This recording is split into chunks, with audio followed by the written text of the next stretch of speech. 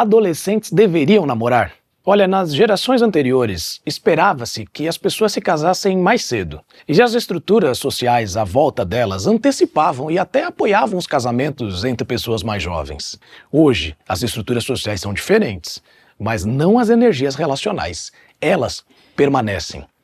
Uma das forças mais poderosas da vida humana é o despertar de uma felicidade e de um desejo próprios que advém de ser querido por uma pessoa do sexo oposto. Este poder é forte, forte o suficiente para fazer com que até mesmo cristãos percam a sua base moral e a sua base espiritual. É um poder assustador às vezes, porque cega para a sabedoria, para as escrituras, para Cristo, e porque tem implicações de longo prazo. Às vezes parece até um tipo de insanidade moral. Isso é verdade para pessoas na faixa dos 20, dos 30, dos 40 anos. Por isso, eu não espero que adolescentes estejam mais preparados em termos de maturidade e experiência de vida para enfrentar esse tipo de poder, esse tipo de risco. Então, para que serve o namoro? O namoro faz parte de um fluxo que caminha em direção a um fim. Um homem e uma mulher se conhecem e começam a sair juntos. Surge um compromisso especial com essa pessoa. Esse compromisso é absolutamente natural, bom, inevitável. E é como os relacionamentos passam do conhecimento para o namoro, e então para o noivado, e então para o casamento. É normal, não tem nada de mal. É como um rio que flui. A questão é sensato para um jovem de 16 anos entrar nesse rio que flui em direção ao casamento, neste momento da vida? Minha resposta é não. Não acho que seja sensato. A não ser que esses jovens de 16 anos sejam notavelmente maduros e queiram se casar, não sei, com 18 anos. No final das contas, gente, se apaixonar é uma coisa maravilhosa. E o que torna isso tão grandioso é que Deus abençoou o apaixonar-se com uma consumação emocionante lá no fim, chamada casamento. O namoro é o processo até lá, mas ele começa com data para acabar. Todo namoro tem prazo de validade e ele termina ou em casamento ou em cada um seguindo o seu próprio caminho. Por isso, se você transformar esse processo em um passatempo escolar com relacionamentos em constante rotatividade, você estará roubando de si mesmo o melhor que o namoro tem para te oferecer. Eu acho que depende do que a pessoa quer dizer com isso, né? Porque você pode estar dizendo que você tem que tratar a sua esposa com uma imaturidade típica de namorados, né? Se você está falando da parte do cuidado, né, do trato, né, das surpresas típicas do namoro, eu acho que é legal, porque isso faz parte de você manter uma chama de paixão acesa, né? Agora, você como um homem casado, você tem que ser mais maduro do que você era como namorado. E você tem que ter expectativas do que te satisfaz muito maiores do que aquilo que te satisfazia na época do namoro, né? Então, eu vou me alegrar muito mais em ver transformações de caráter da minha esposa do que em ganhar um presente dela, entendeu? Algumas coisas precisam ser mais maduras. Então, o que eu vejo muito em casais quando eu aconselho é que, assim, essa crítica, ela vem disfarçando, na verdade, uma expectativa por manter o relacionamento na imaturidade. Eles não se alegram em ver os ganhos de caráter, né, os ganhos espirituais, inclusive, que um tem trazido para a vida do outro. Eles querem se manter na fase de mandar o bilhetinho, né? Nossa, olha aqui, cheguei, tinha uma carta na cama. Legal, não tem nada de errado em ter isso. Mas se é isso que você define como a base para um bom relacionamento, você está tendo uma cabeça infantil, né? E tem muita expectativa nesse sentido, cara. Então, eu entendo que as pessoas que colocam esse pressuposto de que você precisa primeiro ter a experiência sexual com a pessoa para ver se tem compatibilidade ou não, ela está colocando a relação sexual num patamar muito mais elevado do que deveria ter. A relação sexual, ela faz parte de um todo, né? E esse todo se chama casamento. Na verdade, a gente pode dizer que ela é o ápice dessa relação, mas ela só é o ápice quando ela vem após toda a construção de etapas que o casamento ele descreve, né?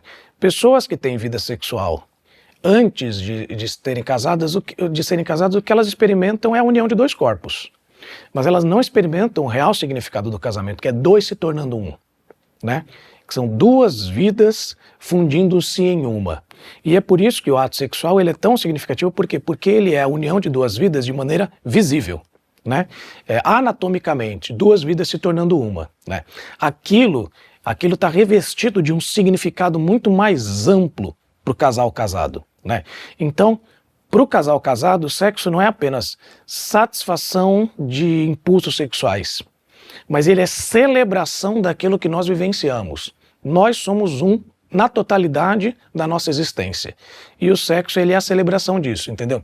Então, o que eu digo para casais que afirmam isso, eu falo, olha, você está experimentando uma versão travestida do que é o sexo. Esse não é o sexo que Deus criou. Você está experimentando o aspecto sensorial do sexo que Deus criou. Mas o aspecto, né, ontológico, o aspecto espiritual, né, o aspecto primordial para qual o sexo foi feito, você não tem ideia do que é isso, né? E aí tem uma outra argumentação, né? A gente sai da teologia, sai da filosofia, e a gente vai para as estatísticas. As estatísticas, elas vão na contramão disso. Os casais que fazem o test drive, o índice de divórcio deles é infinitamente superior àqueles que não fizeram, né? Por quê? Porque cada vez que a gente se entrega em relação a alguém, nós estamos construindo vínculos emotivos, vínculos mentais com aquela pessoa, quer você queira, quer não. O nosso cérebro ele é programado para despejar grandes doses de uma substância semelhante aos opioides no nosso sistema toda vez que nós temos o orgasmo. Entendeu? E por quê? Porque Deus quer que nós sejamos viciados, no bom sentido, em fazer sexo com o nosso cônjuge, porque Ele quer que isso aconteça. Então Ele criou no nosso sistema um impulso que vai fazer com que eu queira de novo. Mas quando a gente tem essa alta rotatividade, o que acontece? Nós nos tornamos viciados em sexo, seja com quem for. Entendeu? E nós nos tornamos viciados mais na satisfação do que em ser com aquela pessoa, com aquele indivíduo, entendeu? E por isso que cada vez que um relacionamento assim ele é rompido, parece que uma parte de nós é tirada. Porque algo que é muito precioso para nós foi tirado mesmo, no nosso organismo, né? Então, quando a gente vai para as estatísticas, quando a gente vai para a fisiologia, aí você não precisa ser nenhum cristão para concordar. Entendeu? Porque eu não estou argumentando a partir de pressupostos filosóficos. É uma questão que a própria natureza de como as coisas são, ela mostra que esse não é o melhor caminho. Por outro lado, casais que decidiram permanecer fiéis e puros até o casamento, o índice de divórcio deles é muito baixo. Por quê? Porque todo o organismo dele foi sintonizado para que eles queiram sexo com o outro. Eles não têm outras perspectivas, eles não têm experiências para comparar, né? Eles não têm como dizer que isso foi melhor do que aquilo. Então, esses casais permanecem por mais tempo. E isso inverte a lógica do argumento inicial. Se eu não fizer o test drive, pode ser que não dê certo. Pelo contrário, é porque você não fez, né, que você tem mais chance de dar certo. O pressuposto do casamento aberto, a pessoa está procurando aventuras sexuais, né? Não está procurando um novo melhor amigo, não está procurando alguém com quem partilhar dívidas. O casamento é muito mais do que a experiência sexual. Mas quando o cara fala de casamento aberto, ele não quer casamento aberto. Ele quer a cama com rotatividade. É isso, né? De novo, essa pessoa está dando para a experiência sexual um peso, uma dimensão que ela basicamente define o casamento. Quando na verdade ela é o ápice, ela é a celebração do casamento, né? Ela é a maneira visível, é a encenação do que o casamento representa, né? Encenação parece que é algo artificial, mas não é isso, né? Ela é a maneira concreta como tudo isso se manifesta. Então, casamento aberto mostra que a pessoa ela não tem uma noção de todas as variáveis que estão relacionadas na construção do que é dois serem um. Isso envolve uma compatibilidade de ideias, uma compatibilidade de valores, né? Uma compatibilidade de prioridades, uma compatibilidade de sonhos, certo? E é para isso que existe o namoro, cara. O namoro não é pra gente fingir ser alguém que o outro quer que a gente seja. A maior parte dos namoros é isso, eu viro um personagem pra agradar o outro. O namoro serve pra você mostrar quem você é. Pro bem ou pro mal. Bom, eu sou assim, entendeu? E a pessoa vai ver quem você é e vai falar, cara, então a gente tem compatibilidade de ideias, de valores, de princípios, de crenças. Legal, podemos caminhar juntos porque nós vamos de fato ser um. Quando a gente no namoro, a gente apresenta um boneco, né, um personagem, fatalmente chega no casamento e a resposta é o quê? Não era o que eu esperava, né? Essa pessoa me enganou. Ela te enganou porque você também enganou, né? Todo mundo enganou todo mundo ali. Foi um tremendo jogo de cena. Quando nós vemos e conhecemos e aprovamos todos esses aspectos da personalidade, né, da individualidade do outro, é que nós sabemos de fato com quem nós estamos casando. E se eu sei isso de antemão e caso com essa pessoa, não tem por que depois eu falar assim, eu não sabia disso, não fez muito sentido, né? Eu me cansei, não, mas você sabia que era assim. E você fez uma escolha sabendo que era assim, entendeu? É muito mais difícil você se cansar de alguém que você analisou na completude, entendeu? É muito mais fácil você querer descartar alguém porque o sexo não está sendo mais como eu queria. Isso também acontece muitas vezes porque existe uma mudança na disposição do outro em satisfazer os meus anseios. Porque o casamento hoje muitas vezes acontece porque, cara, a gente tem compatibilidade, ok? Os seus sonhos, eles não impedem os meus. Então a gente está junto aqui, na mesma casa, é mais barato morar junto, né?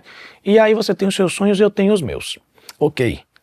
A partir do momento que os seus sonhos, eles se tornam impeditivos para os meus, aí não tem mais porque a gente continuar junto. Então é um casamento por conveniência, né? A gente partilha a mesma cama, a gente divide as mesmas contas, fica mais barato, né? Mas nós não queremos uma vida a dois. Isso é muito comum em quem se junta, né? Ao invés de casar-se de fato, porque dá trabalho casar, dá trabalho descasar também, né? Então essas pessoas, muitas vezes elas têm essa visão, o casamento é bom enquanto nós podemos ter a liberdade de buscar nossos sonhos sem que o outro impeça. E o melhor é que o outro promova a busca do meu sonho. Se ele por acaso recebe algum tipo de oferta ou de proposta que vai fazer com que ele dizer sim invalide a minha busca, aí a gente precisa rever esse casamento, né? Porque a gente casa hoje querendo ser feliz e que o outro me faça feliz. O pressuposto deveria ser, eu caso porque eu quero que o outro seja feliz. E eu sou feliz à medida em que eu torno o outro feliz. É diferente, entendeu? Eu não caso buscando a minha felicidade, eu caso buscando a felicidade do outro. E a minha felicidade é um subproduto de vê-lo feliz. Então essa é uma tremenda inversão. Aí eu costumo conversar com adolescentes que querem namorar o seguinte, você tem perspectiva profissional? Você tem perspectiva de emprego? Você sabe o que você vai fazer? Você sabe quanto você vai ganhar? Quanto tempo falta para você se formar? Né? Geralmente a resposta é negativa para todas essas perguntas. E aí eu digo assim, olha, talvez não seja o momento de você namorar. É claro que isso é uma decisão dos pais, né? Então assim, eu posso decidir dos meus filhos. Como nenhum deles é adolescente ainda, então... Mas os pais de adolescentes, eles que vão tomar essa decisão, uma decisão da família, não é uma decisão da igreja, do pastor, é a família que vai decidir isso, né? Tem um amigo meu que ele criou a seguinte campanha, né, cara? Tem uma campanha famosa no mundo todo, né, que é aquela Eu Decidi Esperar, que é uma campanha boa, fala sobre manter-se casto, né, até o casamento, mas esse meu amigo criou uma outra campanha, que é Eu Decidi Trabalhar. Né? Então assim, enquanto você espera pela pessoa com quem você vai casar e você vai então ter a sua vida sexual, não espere de braços cruzados. Vá, estude, trabalhe, desenvolva-se, crie condições para que quando você encontrar essa pessoa, você não precise demorar muito para casar. Né? Você possa então, olha, para chegar até lá eu estou na casa dos meus 20 e pouco, talvez nos 30, mas eu posso em pouco tempo já então concretizar esse casamento, porque eu percorri as etapas do meu amadurecimento.